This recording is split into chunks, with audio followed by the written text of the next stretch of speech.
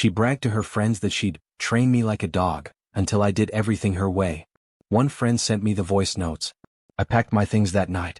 The next morning she texted, "Where are you?" I never replied. My name is Jared. I'm 31. I work in cybersecurity, spend my weekends gaming or hiking, and until last week I thought I'd found my forever person. Her name is Nancy. 28. A marketing manager. Smart. Gorgeous. The kind of woman who makes everyone in the room turn their heads when she walks in. We'd been together for 3 years. Living together for 1. I'd proposed last fall. She said yes with tears in her eyes, hugging me like she'd never let go. I thought we were happy. Until I heard the voice notes. It's funny. The night it all started, I was home late from a work dinner. Nancy was already asleep, or so I thought. I slipped into bed quietly. Kissed her forehead. I remember thinking how lucky I was. The next morning, I woke up to a text from one of Nancy's friends, Lauren. We'd always been friendly, nothing more. But her message was strange. "Hey Jared. I know this is awkward, but you need to hear this. I'm sorry." Attached were 3 audio files. I hesitated. My stomach dropped before I even hit play. The first voice note started with giggling. Then I heard Nancy's voice. "I'm serious, girls. I'm going to train him like a dog. He already does almost everything I say, but he still has a little bark in him. I'll break that soon enough." Someone else laughed. Another woman I recognized from Nancy's circle. "Oh my God, Nancy, you're savage." Nancy again, voice cold and casual. "Why not? If he wants me, he'll learn his place. It's all about rewards and punishments. He doesn't even see it coming. He thinks I'm this sweet, perfect fiancé." I paused the recording. My heart was pounding so hard it hurt. I could barely breathe. I stared at the ceiling of our shared bedroom, listening to her soft breathing next to me. Every memory we'd made together flashed through my mind, suddenly poisoned by those words. Was it all a lie? I pressed play on the second file. Lauren asked, "What if he finds out?" Nancy snorted. "He won't. He's too naive. Besides, I'm just doing what any smart woman should do. Mold him into the man I need. Break him if I have to. He's mine." My hands were shaking. I couldn't feel my legs. I felt like I was outside my body, floating above the bed, watching myself drown. The third file was the worst. Nancy's voice dropped to a sinister whisper. "He thinks he's proposing on his terms. That he's in control. But I'll always be 3 steps ahead. I'll decide when he eats, who he sees, what he wears, how he breathes. He's mine to train." Silence. Then more laughter. I dropped the phone. The files kept playing on the bedsheet. Her friend's giggles, Nancy's proud words, the casual cruelty, all of it echoing in my head. I felt sick, betrayed, humiliated. I turned to look at Nancy. She looked peaceful, angelic even, with morning sunlight on her face. But now all I saw was a mask. I needed to think, to get out. I quietly slid out of bed, grabbed my phone, wallet, and keys and went for a walk. My mind was racing, thoughts tripping over each other. Had I missed signs? The controlling comments? The passive-aggressive jokes? The way she sometimes withheld affection until I apologized for things I didn't even understand? God, it all made sense now. I scrolled back through our messages from the past year. Little patterns jumped out. Times she guilted me for going out with friends. Moments she praised me for listening when I changed plans for her. Subtle, constant pressure. I sat on a bench at the park near our apartment, staring at the ducks gliding over the pond. My heart felt like it had been dropped into ice water. Then my phone buzzed. Another message from Lauren. "I'm so sorry, Jared. I thought she was joking at first. But then she kept bragging. I couldn't stay silent anymore. You deserve better." I didn't reply. I couldn't. My mind was a storm. I replayed her voice over and over. "Train him like a dog. Break him if I have to. He's mine." I went home around noon. Nancy was still in pajamas, sipping coffee at the kitchen island. She looked up with a bright smile. "Morning, babe. Where'd you go?" My throat clenched. I forced a smile. "Just needed some air." She walked over, wrapped her arms around my neck, and kissed me softly. It felt like ice. She pulled back and gave me that look, the one that used to make me feel loved. Now it just made my skin crawl. "Everything okay?" she asked, eyebrows pinched with fake concern. "Yeah, just work stress," I lied. She smirked. "Poor baby." She tapped my nose lightly. "We'll fix that." I almost vomited. The rest of the day was torture. Every time she touched me, every sweet word, every casual laugh felt like a dagger twisting in my gut. That night, I waited until she fell asleep. I lay there for hours listening to her breathing, wondering how long she'd been plotting. How many of our memories were real to her, or if they'd all been calculated. Around 2 a.m. I slipped out of bed again. I grabbed a duffel bag, packed some clothes, my laptop, my documents. I moved like a ghost through the apartment, careful not to wake her. I looked back once before I left. She looked so peaceful in the moonlight, like an innocent child. But I knew better now. I left my key on the kitchen counter and stepped out the door. Every footstep down the hallway felt heavier than the last. I got into my car and just sat there, staring at the apartment building. My hands were trembling so badly I almost dropped the keys. I thought about sending her a message. Something like, "I know what you said. I'm done." But I didn't. I wanted her to wake up and wonder. Let the silence terrify her. I drove to a cheap motel on the edge of town. Checked in with cash. Sat on the bed in the dark, feeling more alone than I'd ever felt. Around 7 a.m. my phone lit up. "Nancy, where are you?" Then, "Nancy, Jared? I'm getting worried. Nancy, please call me." I put the phone face down. Stared at the ceiling. Every nerve in my body felt frayed. I kept thinking of the way she'd spoken about me to her friends. Like I was an animal. Toy. A puppet. I thought about how close I'd come to marrying her. To giving her everything. To letting her mold me into whatever she wanted. I thought about the moments I'd second-guessed myself, doubted my worth, bent over backwards to avoid her cold silences. And I realized, this wasn't love. It had never been love. My phone kept vibrating. More texts, more calls. Then voicemails. Her voice sounded increasingly frantic. "Where are you? I'm really scared. Please answer. I love you." I felt nothing but hollow rage. I got up, took a shower, and started making calls. Work to explain I'd need a few days. A friend who offered me his couch. My sister who told me I'd done the right thing. Each conversation felt like a rope pulling me back from the brink. By evening, Nancy's texts had turned angry. "Why are you doing this? Talk to me." I never replied. Instead, I scrolled through the pictures on my phone. Memories of vacations, birthdays, cozy nights on the couch. They all felt like lies now.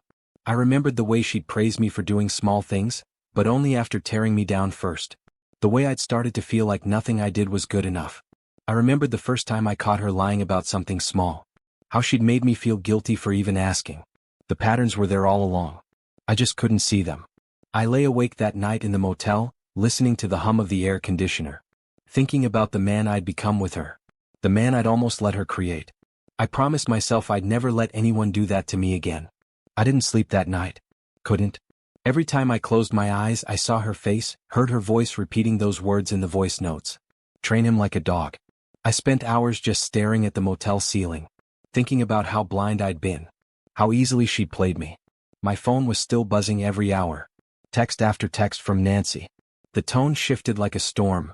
Pleading, furious, apologetic, desperate. By morning I had 20 unread messages. "Jared, please come home." "Jared, I don't know what I did, but I'm sorry." "Jared, answer me." I scrolled past them with a dead heart. My favorite was the one where she slipped. "You can't just leave. You promised me." It wasn't love. It was possession. Control. Ownership. By 9 a.m. I decided to move. I checked out of the motel. My friend Nate had offered his couch and I drove straight there.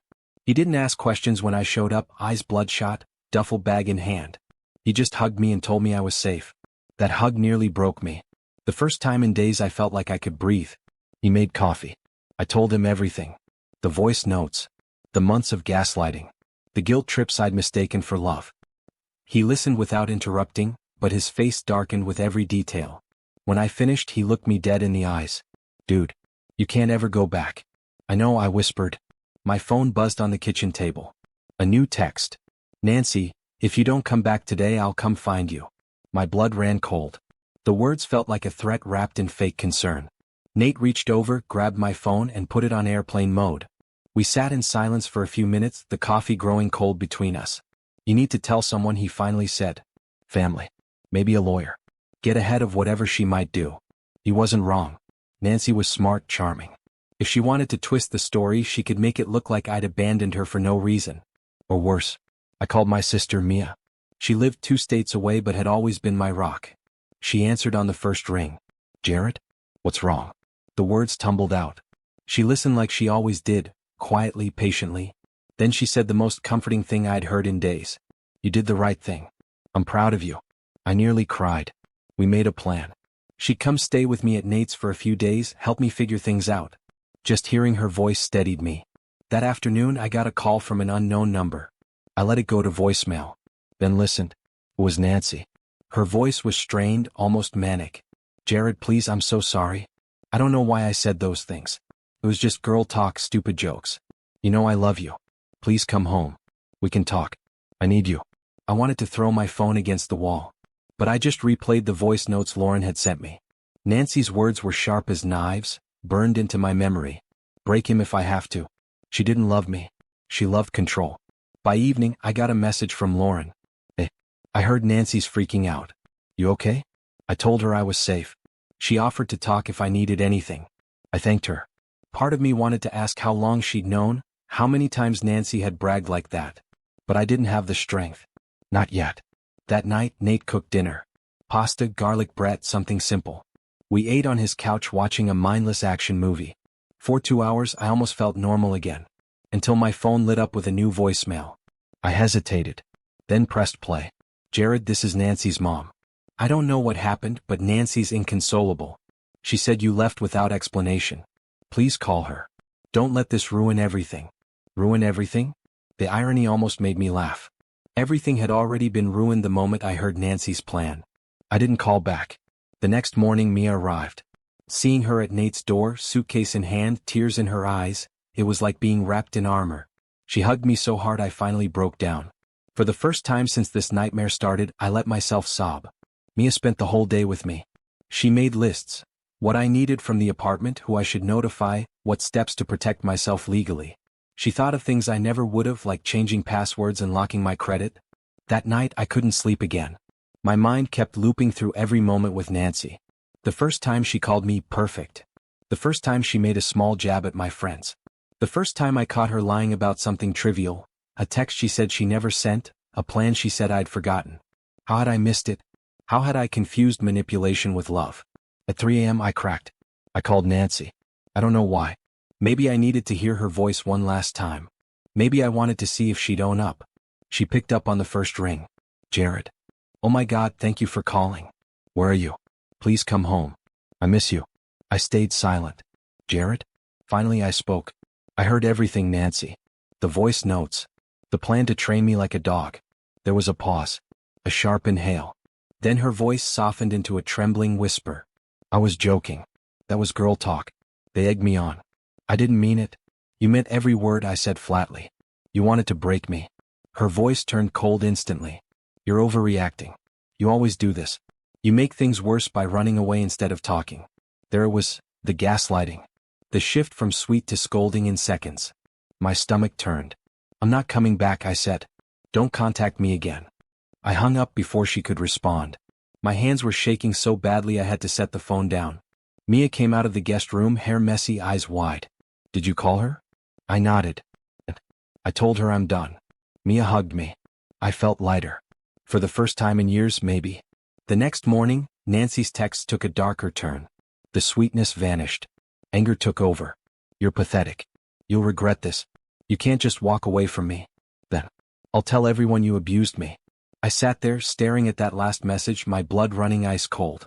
Nate leaned over, read it, and said what I was already thinking. You need a lawyer. No. I called a family attorney that day. Explained everything, the engagement, the voice notes, her threats. He assured me I'd done the right thing by leaving, and we made a plan to protect myself legally. Document everything, he said.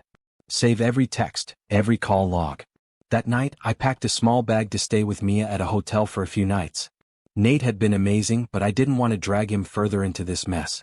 As we checked in, I saw a familiar face in the hotel lobby. Lauren? She looked shocked to see me. She walked over quickly. I'm so glad you're okay, she whispered.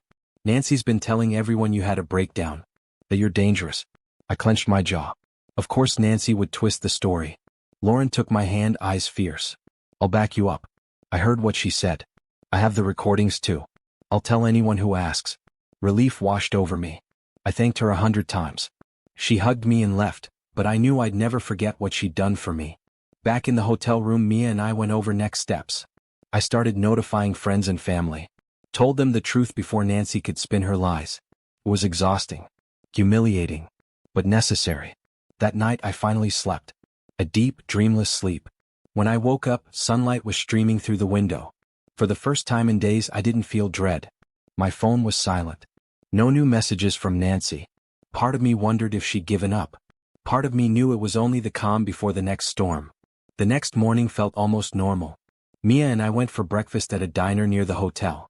For the first time, I didn't feel like someone was about to jump out of the shadows and drag me back. My phone stayed mercifully silent until noon. Then it exploded again. "Nancy, I'm pregnant." I stared at the screen, numb. Mia's fork clinked on her plate. She read the text over my shoulder and muttered, "Seriously?" A second message arrived seconds later. "Nancy, come back. We can start over. You don't want to abandon your child, do you?" I felt the diner spin around me. My heart hammered in my ears. Mia grabbed my hand, grounding me. "She's lying," she whispered. I wanted to believe that. But what if she wasn't? What if I was running away from my own child? I called my lawyer. He was calm, almost clinical. "You'll get a paternity test," he said. "If it's yours, you'll take responsibility. But don't let this pull you back into a toxic situation." I nodded, even though he couldn't see me. For the next 3 days, Nancy's texts seesawed between sweet pleas and vicious threats. She sent photos of the apartment, our bed, even my favorite coffee mug on the kitchen counter. Each image was like a knife. "Jared, this is your home. You belong here." I ignored them all. My lawyer sent her a formal letter demanding no further contact except through legal channels. That night, Mia and I packed our things and drove to stay with our parents for a while. The silence on the road was heavy. I kept expecting my phone to light up, but it didn't. When we arrived, my mom hugged me like she'd never let go. My dad, usually stoic, just patted my back over and over. They didn't judge. Didn't ask why I hadn't told them sooner. Just wrapped me in safety. The next day, my lawyer called with an update. Nancy had responded to the letter, through her own lawyer. She wanted mediation. Claimed I'd abandoned her and left her emotionally devastated. My lawyer assured me it was standard posturing. He reminded me to keep everything documented. I sent him every text, every voicemail, every screenshot. Meanwhile, Lauren kept checking in. She sent me updates on what Nancy was saying to their mutual friends. Lies about me being unstable, stories about me screaming at her, claims I'd threatened her life. Every update felt like acid poured on an open wound. But it also steeled my resolve. "This is who she really is," I kept telling myself. "This is the woman you almost married." The following week, I got the most important text yet, from Lauren.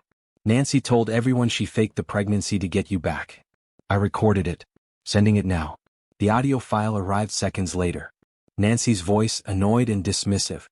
Of course I lied. He was slipping away. He'd come back if he thought I was carrying his kid.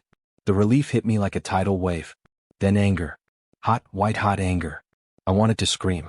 Smash something. But instead, I forwarded the recording straight to my lawyer. He called back instantly, his voice grim but satisfied. "This changes everything. Stay away from her. We'll handle it." That night, I slept better than I had in years. Mia hugged me tight before bed. "I'm proud of you," she whispered. "You're stronger than you think." Days turned into weeks. The text from Nancy slowed, then stopped. My lawyer told me she'd agreed to a no-contact agreement through her attorney. I moved in with Nate temporarily until I found my own place. Every day felt like a little more light seeped into my life. I started running again. I met friends I hadn't seen in months. I remembered what it was like to laugh without checking if someone else approved. One evening, Lauren texted me one last time. "I just wanted you to know Nancy's been telling people you broke up because you couldn't handle a strong woman. But the ones who matter, they know the truth." "Thank you," I wrote back. "I owe you everything." A month later, I signed a lease on a small apartment. When I walked through the empty living room, keys in hand, I felt a peace I hadn't known in years. It wasn't fancy. It wasn't in the best neighborhood.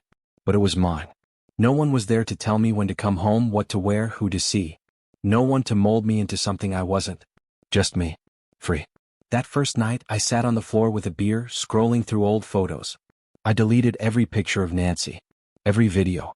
Every message. It felt like shedding a skin that had grown toxic. I thought about the man I'd been, eager to please, desperate for approval, terrified of conflict. And the man I was becoming, cautious, stronger, unwilling to settle for manipulation disguised as love. The next morning, I woke up to sunrise through my new bedroom window. I made coffee, took it out to the tiny balcony, and watched the city wake up. I felt like I was waking up too. I thought of Nancy one last time. Wondered if she'd ever realize what she'd lost. If she'd ever see the damage she caused. But then I let the thought drift away like a cloud. I wasn't hers to train anymore. I wasn't anyone's project. I was Jared. Oh, healing, learning. And I promised myself I'd never let anyone, friend, lover, or stranger, chip away at my worth again. Don't forget to subscribe for more X drama.